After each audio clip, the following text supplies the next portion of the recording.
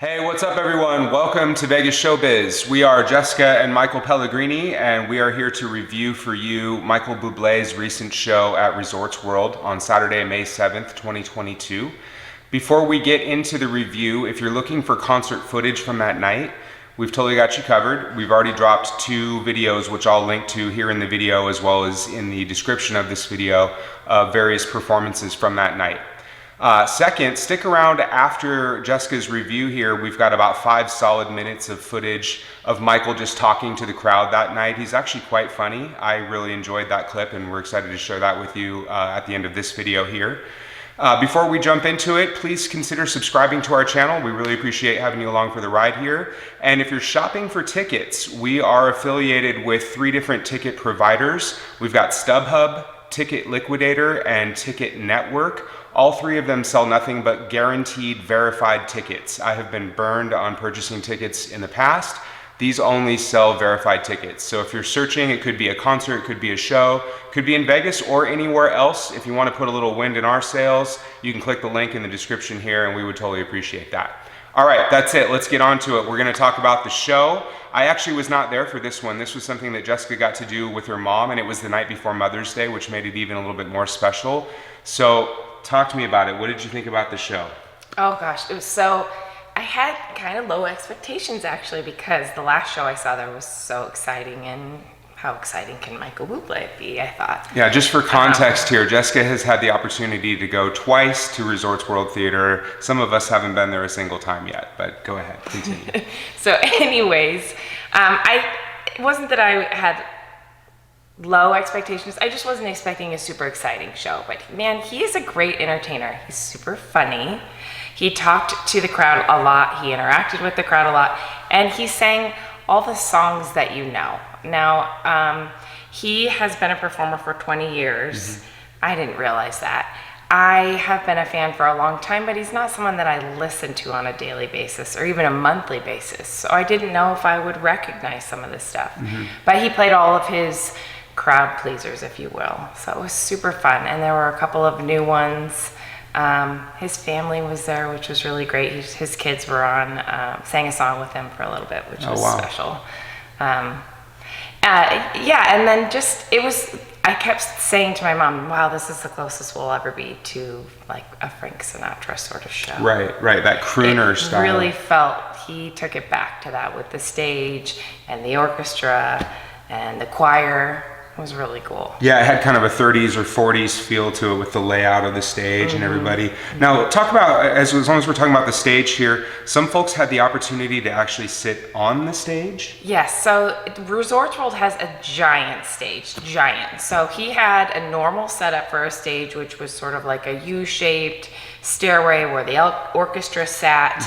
And outside of that, on the periphery, was another half circle filled with 8 to 10 tables each on each side of the stage. So you could sit on the actual stage, which was awesome. And he was coming over there, right? He was interacting with them? Almost every song. Right. Almost every song. So those were true VIP tickets for sure. Okay. One thing I was curious about, I saw your footage from Katy Perry's show, seen this one. It felt a little bit more like the Katy Perry show was as much show as concert, if not more show than concert. Right. What about this one? Does that compare, or is it more concert than show? No, definitely more concert, but you get the orchestra and the choir too, which was so impressive. It was a beautiful sound. So you don't feel like you're just there with Michael Bublé. And they're playing it live. This isn't like a recorded thing. No. There's no milli-vanilli going on. Full orchestra, full choir. Okay. So yeah, no, it was just a concert, but it was very entertaining. Yeah. And I will say, it was one of those shows where you sat in your seat for most of it. So that's not for everybody at a concert. Kind of a tame crowd, I'm assuming. Yeah, I mean, it was... Mostly ladies? Yes, Fair mostly ladies, yeah. yes. Okay. Okay, and as far as his interaction, I got a glimpse of it just from watching the video, and especially you'll see some of it if you stick around with us in this video. But a little dirtier, a little funnier, a little raunchier maybe than you might expect from Michael Bublé. I think of the guy doing Christmas music. Like, that's all I know. Well, and I mean, his little kids are sitting over on the stage and he's talking about putting your hand in your neighbor's lap and making the night more fun for everybody. And it is, things like that. So, Yeah, he was very funny. He was very entertaining. It was a great show. And it was a limited set, I think. 7 performances, I believe. Which, I don't know. A limited Las Vegas engagement, as they Feels called kind of it. special. And he, I'm pretty certain he said it was his first time performing in Vegas. Yeah, he did. I saw that on the video clip. So that was kind and of that playing Vegas used to be kind of a cringy thing, like, oh, your career's over or whatever, and now it's totally the opposite, and all the biggest stars from everywhere want to come and play Vegas, do residencies in Vegas. Right. So yeah, it felt special knowing that it was such a limited residency as well. Did anyone warm the crowd up before? No, same with the last show that I went to. There is absolutely no pre-show. Okay. Like music playing like you're at the mall, and that's it. Interesting. But doors are open an hour early. Oh, okay. So and there's merch table and all that stuff outside. But that's before you go inside. Right. So you have to buy all that stuff outside, then come into the theater. And once you're in the theater, it's concessions and seats, and that's it. And how long did he play for, approximately? So the show was supposed to start at 8. It started a little bit late, like 8:15, 8:20, I think. And we were out of there, I think, slightly after 10. So it's not a super long show, but long enough for a single guy to be up there. Sure. Belting it out all night long. And he didn't take any breaks, here and there while the orchestra played, but that's it. Yeah. Was there an encore as well, or did he not do that? There was. Yeah, no, there definitely was. Yeah. Okay. I think it was an additional 2 songs. Okay. Yeah. So I know some of the big ones. I mean, he did Fever, and we've got some of that footage in one of ours. Which obviously isn't his song, and that was more of a crowd interaction. He didn't really sing a ton of that. He sang. We have footage of Feeling Good that he sang, Smile. Gosh, now that I'm on Didn't you say that some folks had covered some of his material and everybody didn't realize it was him that wrote it? That's the song called Home. Blake Sheldon made it famous. Pretty famous, but he jokes about how that's his song. And when he sings it, people are always like, oh, I like your version of Blake's song. Right. And it's his song. It was my song. Yeah. Right. So interesting. That's Okay. funny, yeah. So overall, it was a good night. It was special because, again, it was Mother's Day with my mom, and I don't get to do that with her. But it was just a great show. It kind of felt like a ladies' night. So Good. Well, Vegas is good for that. it is. Yeah. Cool. Okay. Well, thank you for the review.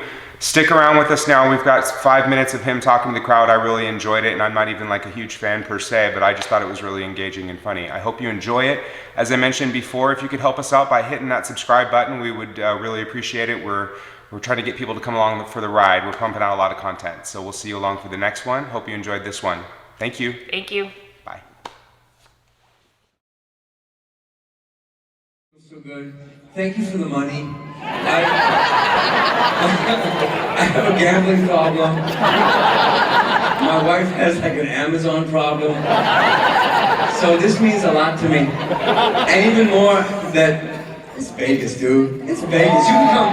Listen, you think I don't know that you have choices? You had options tonight of which show you wanted to come to? And the fact is, you chose me over puppetry of the penis that is right down the street. Literally. And I want you to know something. When you see a Bublé show, you get your cake and eat it too. Oh yes. Because let me tell you, that beautiful show puppetry, I poached their musical director, and now, ladies and gentlemen, he is my musical director, Nicholas Jacobson Larson. So you watch, not only is he going to conduct this incredible band, but he's also going to do this incredible Eiffel Tower thing. That's disgusting, I'm sorry. What's worse about that is, I know there's kids out there. I just saw you before I said that. Is that a kid? Is that, I'm crazy? How old are you? You're 12.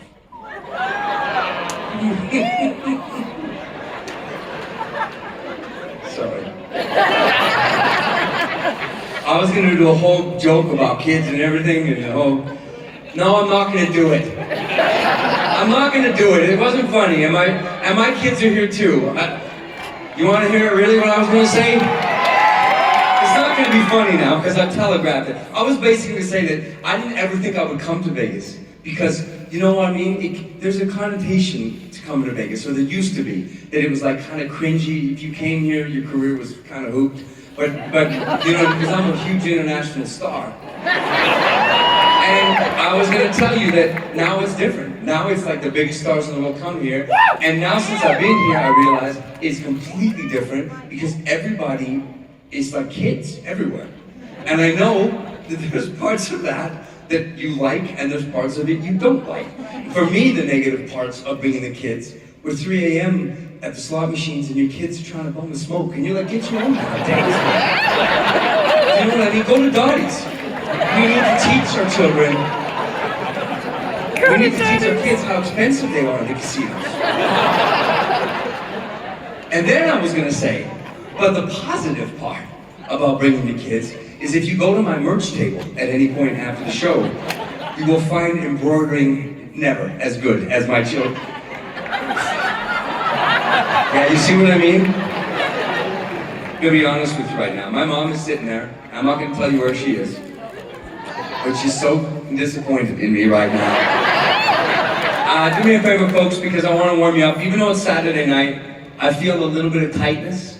A little bit, not from everybody, but the truth is, I know that we've all been going through COVID and it sucks. And people haven't been up, and people haven't been, so please, tell me how many people, by the way, see that quietness right there? That quietness, that's not a normal thing. And if you think that's a normal thing, then you forgot what shit used to be like before COVID hit us. Yes, because on a Saturday night, at a Bublé show, you don't hear a pin drop when I stop, like...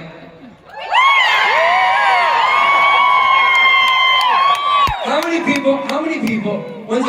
many people, this is their first show, big show that they've been to since the pandemic? So a lot of people. That's a lot of people. Then let us begin this way, by warming you up, by simply asking everybody, and it's the last time I'll ask for audience participation. You lift that right hand up in the air. That a girl. You lift it up in the air. Everybody, for me. Right hand up in the air. And I love you too, my brother. Take that right hand, everybody, and now just place it into the lap of whoever is sitting next to you. I'm telling you right now, I'm gonna make this a party, whether you like it or not. Whether you like it or not, so just accept it!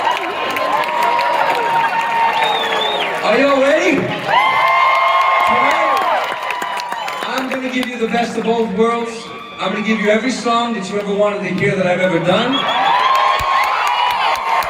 I ain't doing the cheesy stuff, but what I'm gonna do is I'm gonna keep it as modern and yet Vegas-y as I can. I would like to start with a song from my brand new hit record called Higher.